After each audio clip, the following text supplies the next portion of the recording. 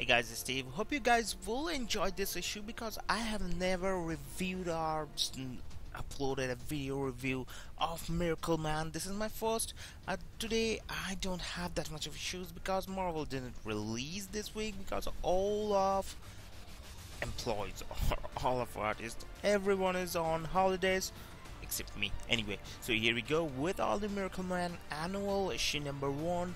This is pretty much of different kind of thing, and so it's not a just daily basis this issue or something. Story is different.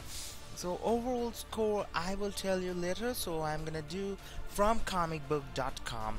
They have said like build as a star-studded oversized annual. All new Miracleman Annual issue 1 is a somewhat slim special issue at 21 pages with an additional 13 pages of production extras. At first glance, this $5 annual doesn't live up to the hype despite the somewhat misleading kind of great stories from a lineup of separate things, but it's the first story in the annual is the October Incident 1966, illustrated by Joe Quesada and based on Grant Morrison's last script. While the revival of Morrison's 1984 story 30 years after the fact sounds a bit strange, the second story in the annual is seriously miraculous by Milligan and Mike Allred. That is different, but Morrison's last Miracleman story some 30 years ago, a young Scottish writer put together a script for the then current Eclipse Comics run of Miracle, for which he tried to get the approval of the writer. Never enough Mike Allred. The bottom line, a fun balance of stories.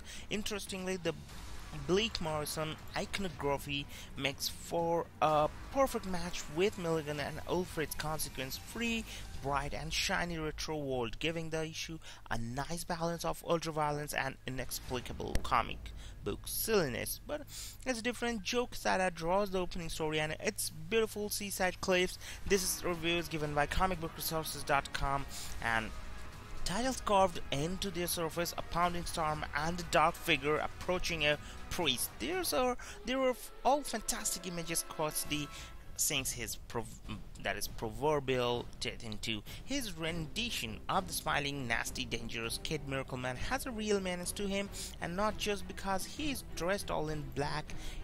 There's an aura about the character that makes you fear him and want to stay far, far away.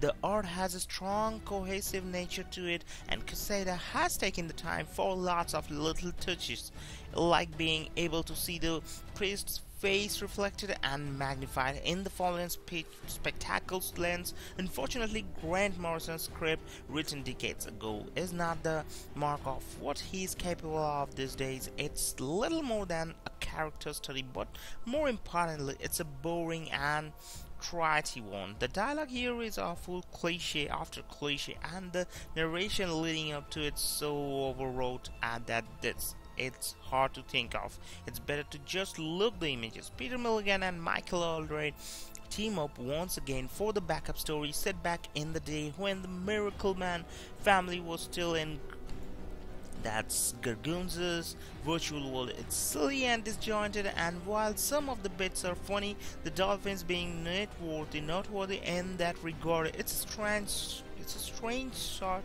of shaggy dark story on the whole that has a series of unconnected events all strung together. When you get to Milligan's conclusion, it's hard to tell if his point is supposed to be about the nature of the world they are trapped in, the nature of today's comics, or some strange combination of the two that's totally different. Presumably it's the final one, but even then it doesn't hit its mark at all. It comes out of the blue and lacks any real impact when it lands on the reader. On the bright side, just like the main story, it looks great.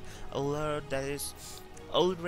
is the sort of artist who can take the direction of drawing dolphins sitting around a campfire sharpening their spears and somehow present it as both funny and dangerous. So I hope you guys have enjoyed this one, and this is not much good, not much bad. So if you want to enjoy really back on your couch, just go to the store and buy this book.